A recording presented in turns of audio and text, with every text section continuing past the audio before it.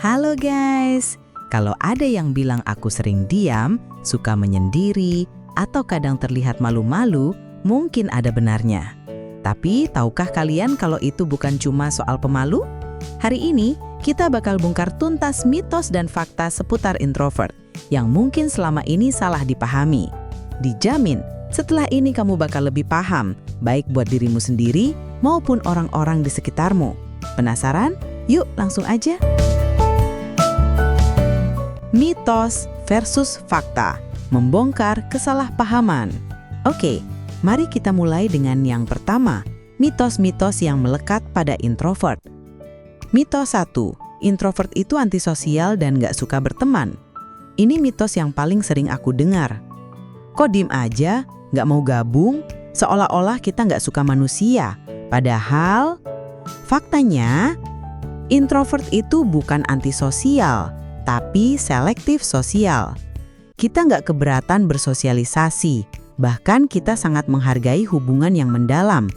Kita cuma butuh waktu untuk mengisi ulang energi setelah interaksi sosial yang intens. Kualitas lebih penting daripada kuantitas.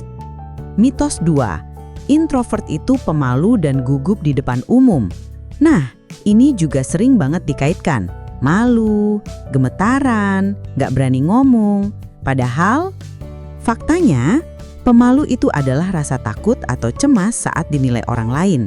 Introvert itu lebih ke cara kita mendapatkan dan menghabiskan energi. Banyak kok introvert yang bisa jadi pembicara hebat, aktor, atau pemimpin. Contohnya, Bill Gates, Emma Watson, bahkan Barack Obama, meskipun debat. Intinya, pemalu dan introvert itu dua hal yang berbeda. Mitos 3. Introvert itu lemah dan tidak punya pendirian. Seringkali karena kita nggak banyak bicara, orang mikir kita nggak punya ide atau gampang diatur. Eits, salah besar.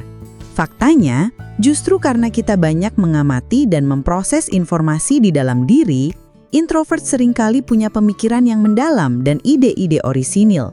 Kita cenderung lebih berhati-hati sebelum bicara, tapi saat bicara, biasanya sudah dengan pertimbangan matang. Kita juga cenderung pendengar yang baik. Kenapa introvert butuh ruang dan waktu sendiri?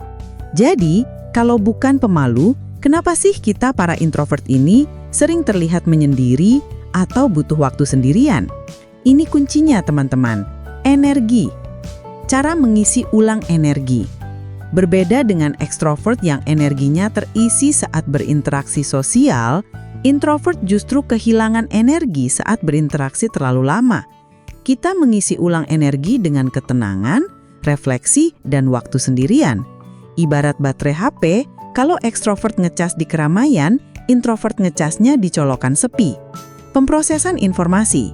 Otak introvert cenderung memproses informasi lebih dalam dan detail. Jadi, kita butuh waktu hening untuk mencerna semua informasi dan pengalaman yang kita dapat sepanjang hari. Solusi dan tips, berdamai dengan diri sendiri dan memahami orang lain. Nah, sekarang bagian yang paling penting. Gimana caranya kita bisa berdamai dengan diri sendiri sebagai introvert dan bagaimana cara kita memahami orang lain, baik yang introvert maupun ekstrovert.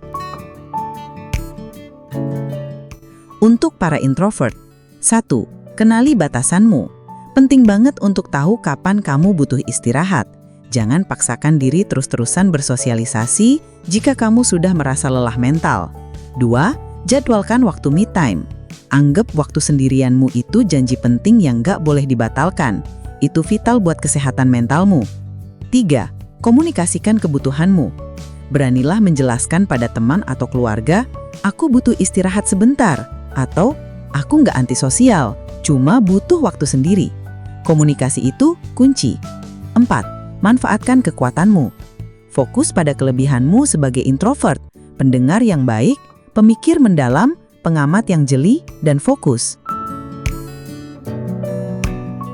Untuk memahami introvert lain, jika kamu ekstrovert atau belum paham, 1. Jangan paksa mereka. Kalau temanmu butuh menyendiri, hargai itu. Mereka bukan marah atau nggak suka kamu. 2. Hargai ketenangan mereka. Jangan penuhi keheningan mereka dengan obrolan yang tidak perlu. Terkadang, Kehadiranmu saja sudah cukup. 3. Tanyakan, jangan asumsi. Daripada berasumsi mereka pemalu atau antisosial, coba tanyakan apa yang mereka butuhkan atau rasakan. 4. Fokus pada kualitas interaksi. Ajak mereka bicara empat mata atau dalam kelompok kecil. Itu seringkali lebih nyaman bagi introvert daripada keramaian.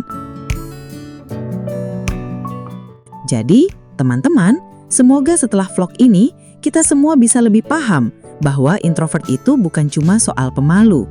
Ini tentang cara kita berinteraksi dengan dunia dan mengisi ulang energi.